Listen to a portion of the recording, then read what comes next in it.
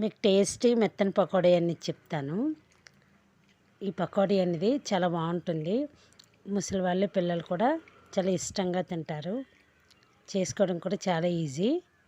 ఇది ఎలా తయారు చేసుకోవాలంటే ఉల్లిపాయలు అనేవి చిన్న చిన్న ముక్కలుగా కట్ చేసి ఉంచుకోవాలి. దీంట్లోకి అల్లం పచ్చిమిర్చి ముక్కలు వేసుకుంటే బాగుంటుంది, కానీ ఇవి ముక్కల కన్నా పేస్ట్ లాగా చేసుకుంటే ఇంకా బాగుంటుంది. ఉల్లిపాయ ముక్కలు అనేవి వేసి అందులోని ఈ అల్లం పచ్చిమిర్చి తరుగు కూడా వేసుకోవాలి, పేస్ట్ చేసింది. అందులో కొంచెం జీలకర్ర అనేది వేసాను. మీకు కావాలంటే జీలకర్ర లేకపోతే వాము కూడా వేసుకోవచ్చు. రుచికి తగ్గ సాల్ట్ వేసుకోవాలి. కొంచెం పసుపు కూడా వేసుకోవాలి. ఇది కలర్ కోసం అన్నమాట. మనం కారంతో చేయట్లేదు కాబట్టి పచ్చిమిర్చి మీ కారానికి తగినంత వేసుకోండి. ఇవన్నీ ఉల్లిపాయలకి ఈ మసాలా అంతా పట్టేటట్టు బాగా కలుపుకోవాలి. బాగా కలిపిన దాంట్లోని మనం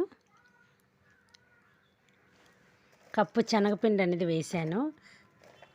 దాంట్లోని కొంచెం వరిపిండి అనేది వేసాను అనమాట. మీకు కావాలంటే ఉట్టి శనగపిండితో చేసుకోవచ్చు, కానీ వరిపిండి వేయడం వల్ల నోటికి అంటదు, టేస్ట్ అనేది బాగుంటుంది. దాంట్లోని కొంచెం పొంగడం కోసం సోడా గుండ అనేది వేసాను. వేసి కొంచెం కొంచెం వాటర్ వేస్తూ కలుపుకోవాలన్నమాట. ఇందులోనే సాల్ట్ సరిపోయిందో లేదో ఇప్పుడే చూసుకోండి. ఆయిల్ అనేది పెట్టుకోవాలి.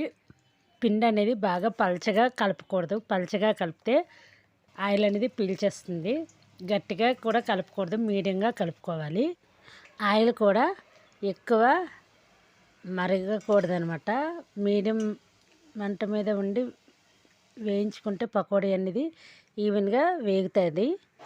మెత్తని పకోడీ అనేది రెడీ అయిపోయినట్టే.